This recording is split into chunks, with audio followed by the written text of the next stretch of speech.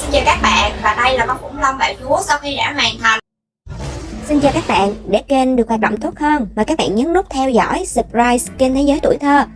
Đó sẽ là động lực giúp kênh Thế Giới Tuổi Thơ ra mắt nhiều video hấp dẫn hơn đấy nhé. Welcome back to Thế Giới Tuổi Thơ Channel. Ở video này, Thế Giới Tuổi Thơ sẽ nặn mô hình khủng long bạo chúa dựa trên thiết kế trong phim Công viên kỷ Jura. Những thứ chúng ta cần là đất sét polymer, kẽm và sấy bạc. Các bạn có thể theo dõi kênh Thế Giới Tuổi Thơ để xem những video mà mình đã làm nhé. Hôm nay chúng ta sẽ đến với video nặng tượng khủng long bạo chúa Tyrannosaurus. Khủng long bạo chúa là một loài khủng long chân thú sống vào cuối kỷ phấn trắng, là một loài khủng long ăn thịt đầu bản dài 12 m, cao hơn 4 m. Đây là một loài khủng long vô cùng nổi tiếng trên màn ảnh nhỏ, nhất là các fan của những bộ phim như Công viên kỷ Jura, và gần nhất là loạt phim Thế giới khủng long, loạt game và các sản phẩm đồ chơi thương mại.